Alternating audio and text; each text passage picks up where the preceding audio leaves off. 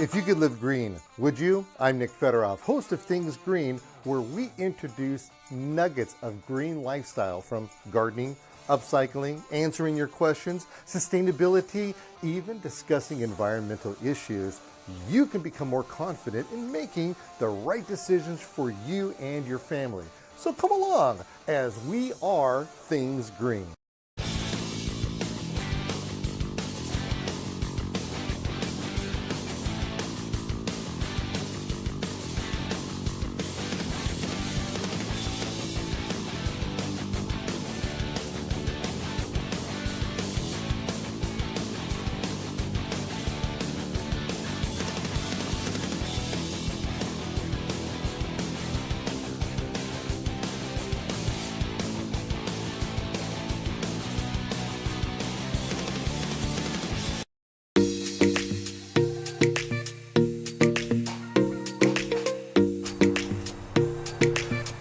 Okay, as far as I can tell, we're in a sea of avocado over here.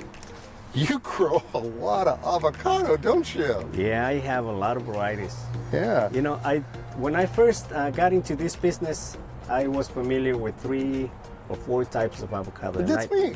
Bacon, Fuerte, no, and what's the other popular one? Hass. Yeah. I knew Hass, Mexicola, because we use the leaves, and Fuerte, and that was it. And next thing I know, there's a whole world of avocados. When a lady told me that there were over 300 varieties of avocado, I thought she was kidding. And then it turns out that there's way more than 300 varieties. Wow. Yeah, the University of Irvine Cooperative Extension, they have fields and fields of avocado because they are growing some from seeds, from a seed, from a seed, from a seed, and they wait up to 10 years to try the fruit.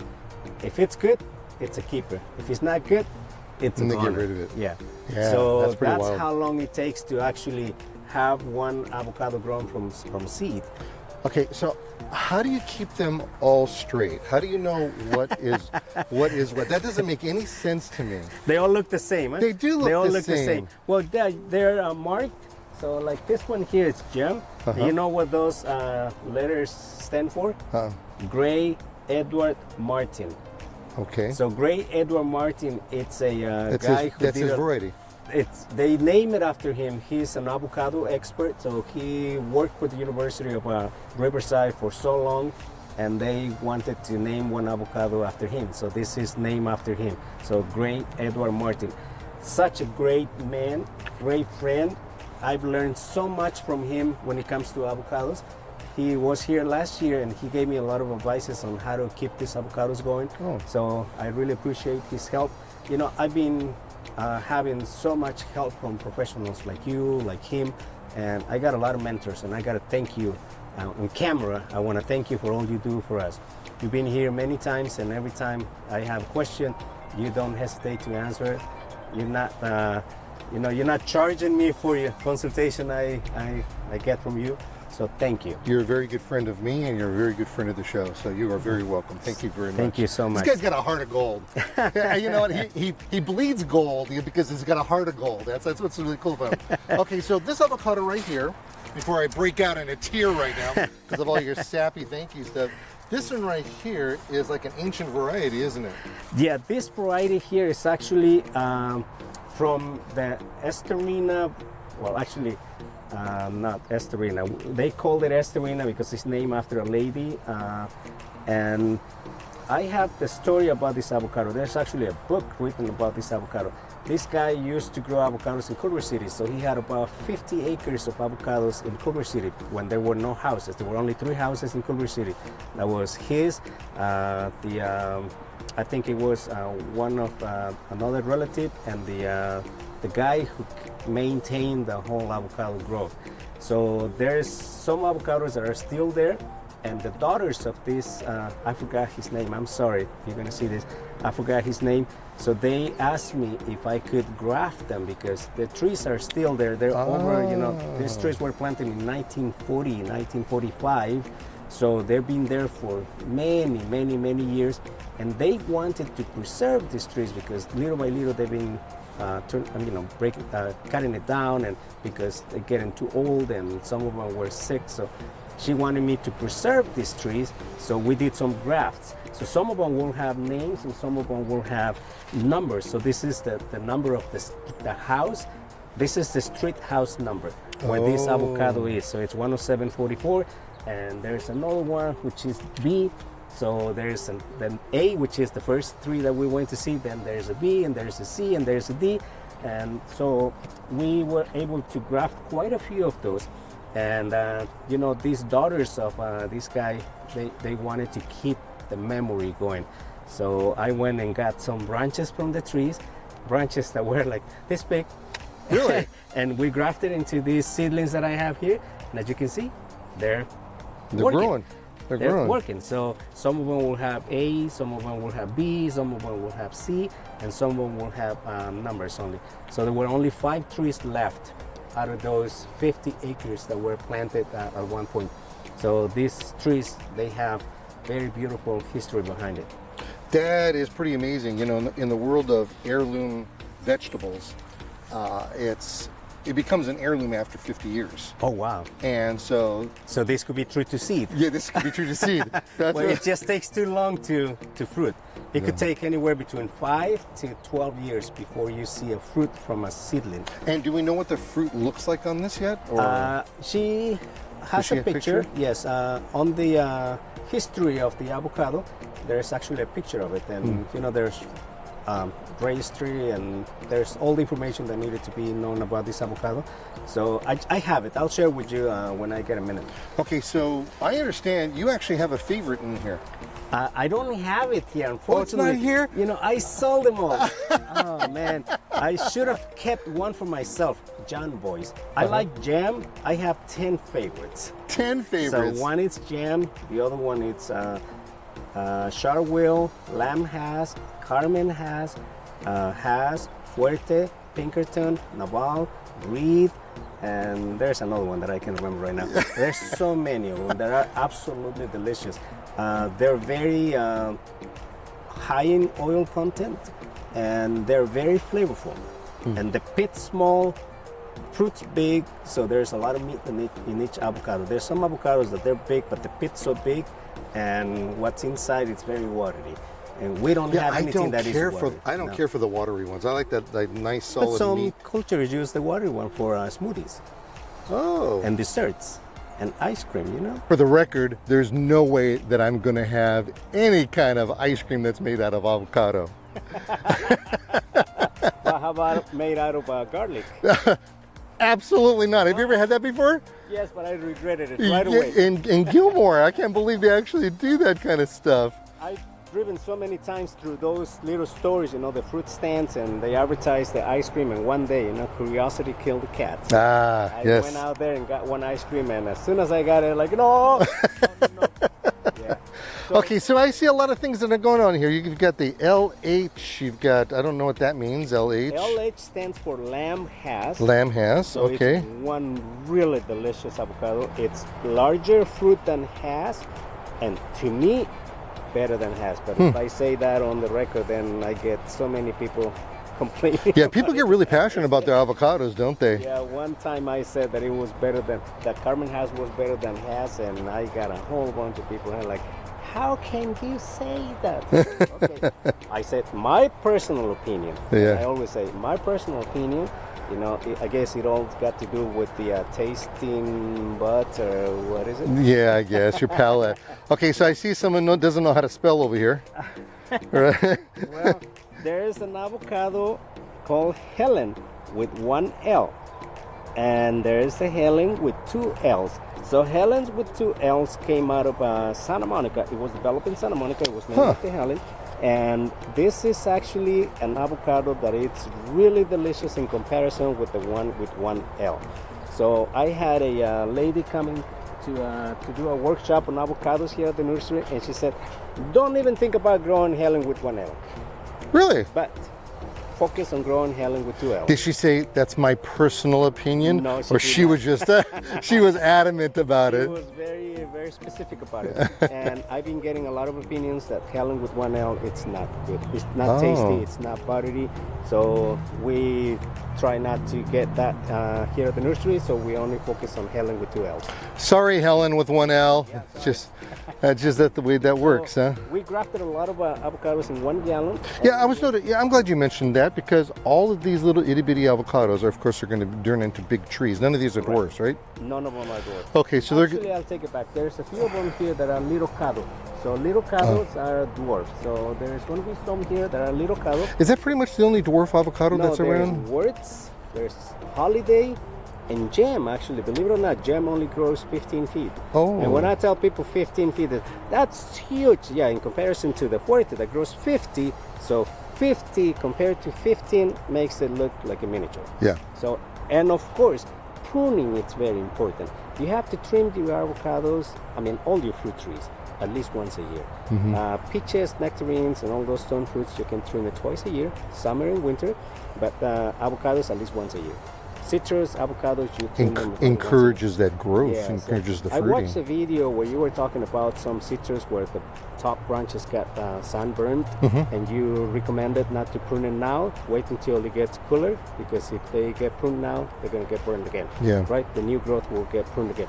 So also it happens that if you prune your avocados in, say, January, February, all these new growths will come by March, and a lot of insects will come back from dormancy in March, so they're going to be eating all these new growth. There's Well, it's fresh delicious. salad, like fresh salad served to these insects, so it's best not to give them fresh growth. So you can trim them maybe in October, November, and so that way the new branches will be already more mature when these bugs come out to life.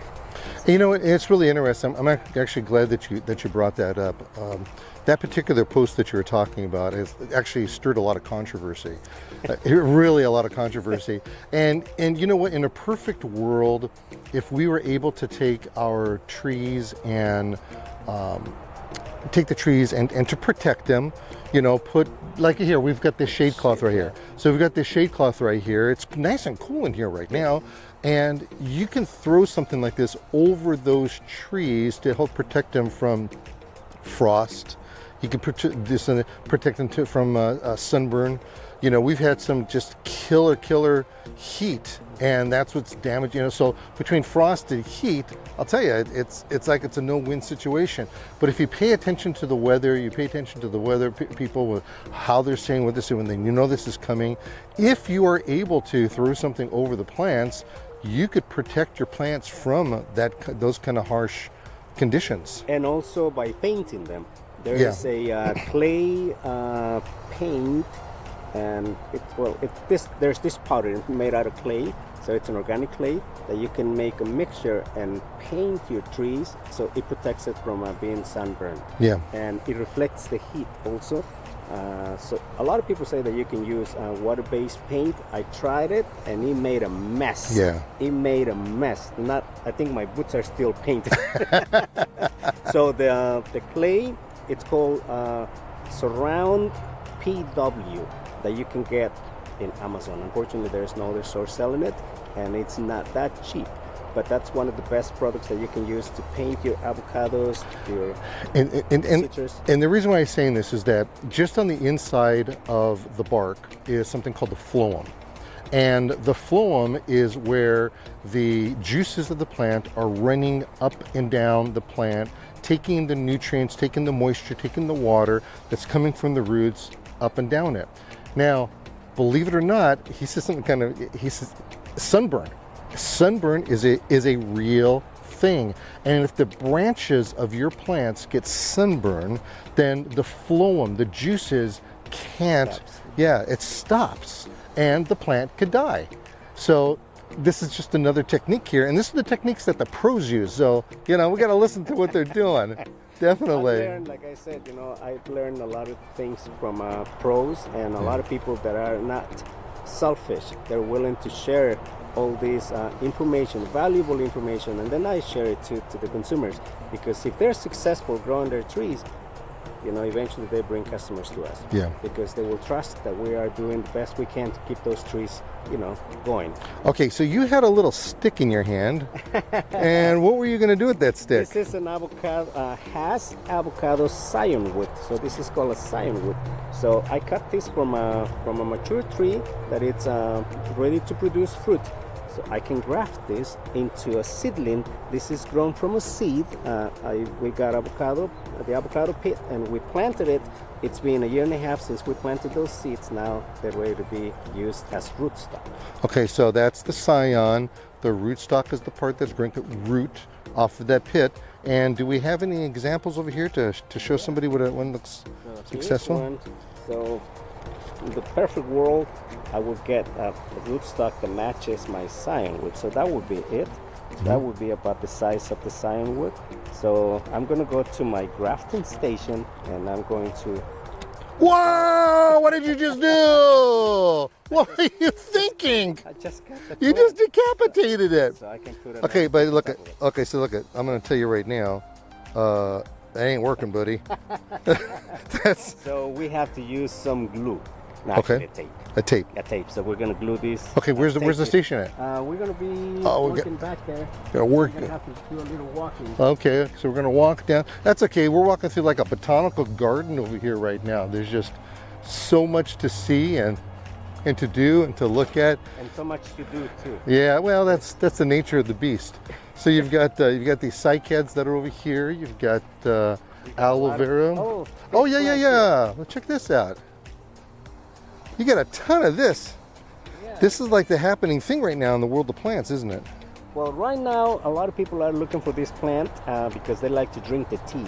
So they use the leaves to make tea. You know, lately a lot of people are concerned about being healthy, so they use a lot of tea. So they use lemongrass, lemon verbena.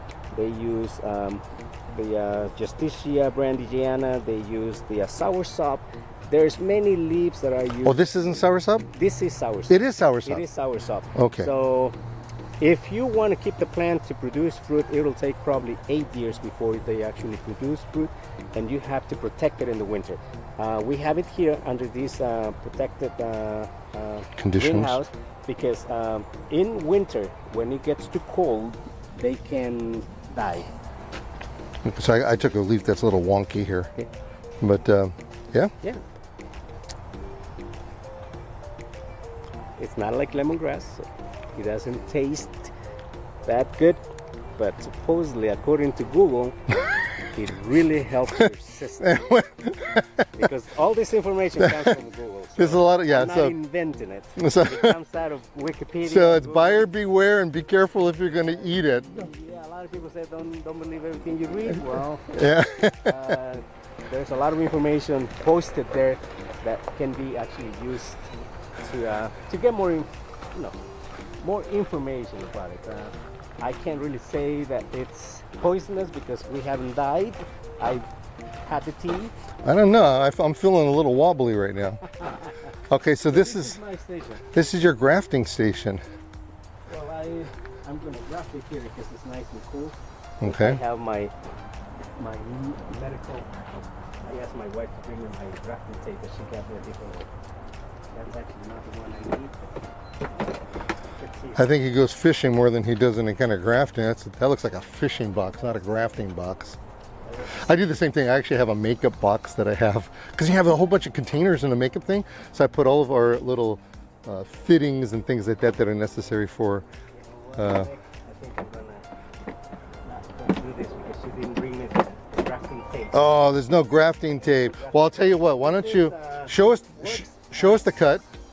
This works but not for this particular one. I need to use a very particular variety, which is waxed. Oh, the wax tape. The wax tape. And Yeah. she didn't give me that. That's all right. Let's take a look at. But at least you get the idea. So I did get my scion wood already, and with the waxed tape, I would wrap it around, and then I'm going to make a cut here. This is like a little wedge. He probably done this many times. Yeah. I actually just helped a friend. So that's like the perfect shape. And then we're gonna put that right into here.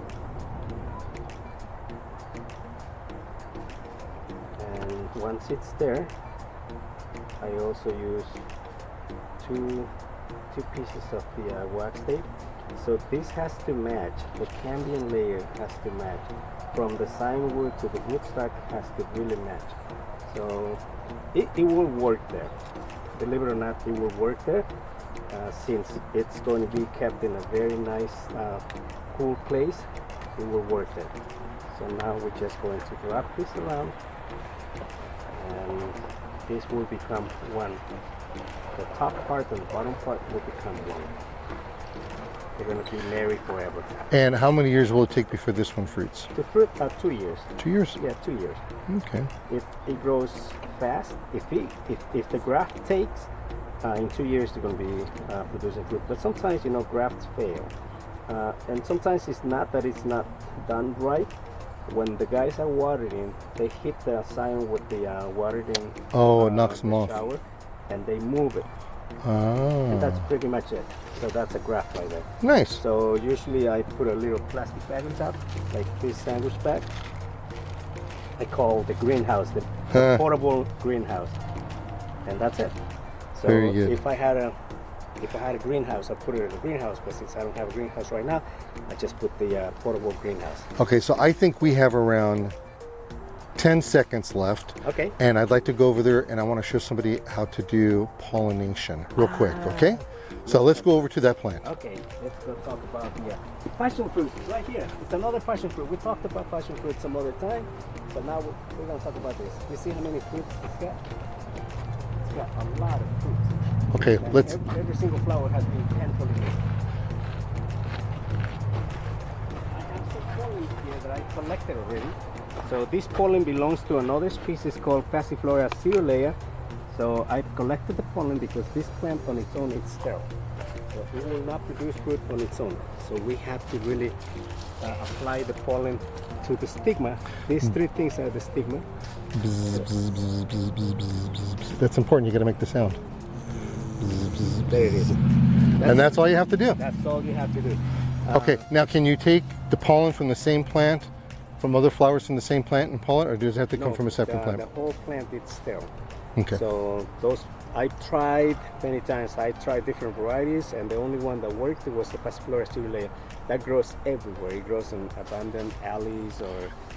And look how gorgeous that flower is. And it's absolutely very beautiful. fragrant too. Okay, so if anybody wants to, you got to go to Ricardo Nursery's Facebook page because he does little seminars on this kind of stuff. And they're done in English and they're also done in Spanish. So yeah, I you had do to do it in Spanish. A lot Yeah. of people were complaining that I was not doing it in Spanish. Yeah, so absolutely beautiful. I do some Spanish one. Okay, mi amigo, gracias. Gracias. Thank you very much. Hasta la próxima.